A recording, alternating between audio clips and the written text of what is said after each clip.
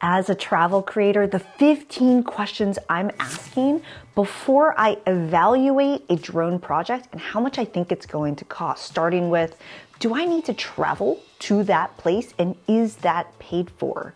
Because a lot of times the answer is, oh, well, I thought you would just be there. And it's like, nah, I ain't gonna be there. And so are you paying for my travel and my time to travel out there? Because that leads to the next question, which is how long will this project take? Is it a single event and you're just there for that day or those few hours or whatever it is?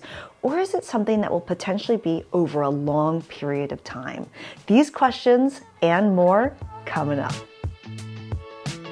And if you're new here, yo, I'm Christine Lozada with Drone with CL. I love helping people explore the world from the sky with their drones. There's an entire blog post, link in the description below, that goes along with this video, as well as courses, tons of other helpful videos and more. So make sure you check out what's in there. Let's go to the next question, which is, how many photos and videos are you looking for this project? Because sometimes it's just a couple. And sometimes it's an entire folder and it's specific about which angles, which shots, which blah, blah, blah. There might be an entire list. So becoming clear around how many photos and videos, and generally within a range, right? Maybe you might sign up for 2 stunning videos or 2 stunning photos, but maybe you can deliver 4 or 5 or more than that. And you want to just know upfront how many you must have so you make sure you get that number of shots at a bare minimum. The next question I ask is, where exactly is the shooting location, and am I required to get permissions and approvals to be able to drone in this place? Because that can be a process.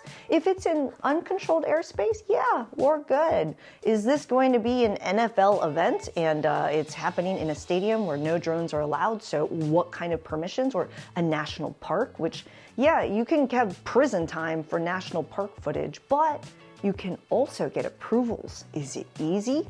Absolutely not. And so the varying level of work on your side to get these permissions and how much are they helping you to get these permissions is the next consideration, because that will take time. The next question I like to ask is, what kind of lighting or weather is required? Because do you want colorful sunsets or, stunning sunrises, or must be bright blue sunny days? Because especially if you're traveling, you might not get that kind of a shot on that day. So you got to build in time to make sure you have the ability to get those style of shots. What's the weather going to be? That's not up to you. And also, what's the weather at that time of year in that place? So how many days might you need to build in to accommodate for that? Which, by the way, if you're getting some value out of this video, cheers that like button, consider subscribing. If you have further questions, consider joining us in the Facebook group or in my courses. And don't forget, there's a full blog post in the description. Let's talk about the next question, which is, what kind of footage is this? Is it edited content? In other words, is it, lots of drone videos turned into a huge edited piece? Or is it just raw footage? Or is it just B-roll clips? And do those need to be edited and color graded or whatever? So what style of photos and videos are you looking for?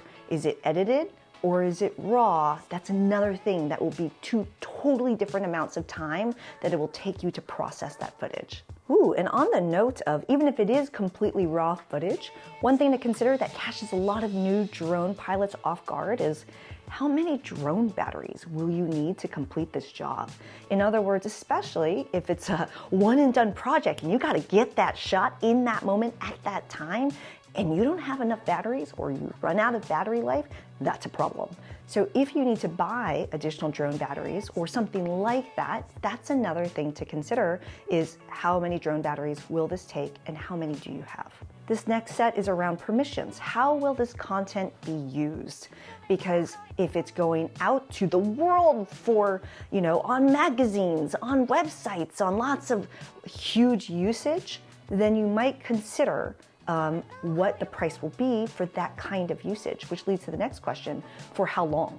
Will this be used indefinitely, or will this be used for a period of time? Because, if your footage is out to the world indefinitely in huge places that are making that person or party that you shot for tons of money, you might want to consider a different price. These next two questions are to consider, what will it do for you? So will you get credit for this footage? So for example, will your name be in the credits of the film, or will they be watermarked with your name on it and you're getting exposure as a drone pilot, photographer, videographer? And it leads to this next question, which is this an ongoing project or relationship? Or is this a one and done? Because if this is an ongoing relationship, you might consider a mutually agreeable price that allows you to keep working together versus, that this is just a one-time thing, and having to rebuild a new relationship and understand how to work with someone new every single time you start a new drone pilot, or start a new drone project, that ain't easy. And so this is another thing to consider on how much time it will take you to develop and work on and understand this relationship, especially if they're giving feedback. How many feedback rounds will this partner require if they are a brand new one and done versus an ongoing customer where you know exactly what kind of feedback they're going to give and you know how to work well together. These next three are kind of annoying ones. The next question I like to ask is, are there people in the shot? And if people are in the shot, are you required to do release forms? Are you required to direct these people on what they're doing? Because now your role goes beyond just being a drone pilot or a videographer or photographer. Now you're basically being a creative director as well. Or are you in the shot? And what kind of rights do you have as the model within the shot? So are there people? Do you need release forms? Are you the person? That's another thing to consider. Also annoying is, will it require insurance? Depending on how many projects you're doing, you might just have a yearly insurance, but if you're not familiar with drone insurance, you can just do an hourly, a by project, or even a monthly drone insurance, depending on what the project is.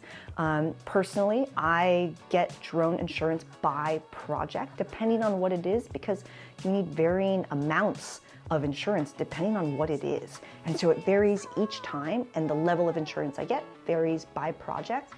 It depends. This next one is, are they helping you to figure out where to drone from, and are people helping you with that? In other words, there are times where, this property, blah, blah, blah, come to the rooftop, the security guard will be there with you, you can take care of it from there during this time to this time. Or other times, and this is not an uncommon question that I'm asked, you capable of running and gunning? Because I am. And it depends. So how much help you need, depending on the location and what it is, it's a good question to ask if you're going to get some help with it. And the final question I like to ask is, are you getting help with the shot list? Or do you have to figure that out? Do you have to figure out what all the shots are, do all the location scouting, and figure out what the right angles are? Or are they very clear about they want this shot from this far away, at this high up, at this angle? Because that's a very different project. And so these are the 15 questions I asked. Are they all inclusive? No, but it's a really great place to start. Do you have some value? Or if you have something you can add, please add it to the comments below. Because we're all a community, join us in the Drone Facebook group, check out the courses, more in the blog post in the description below, and I'll see ya in the next one. Ciao.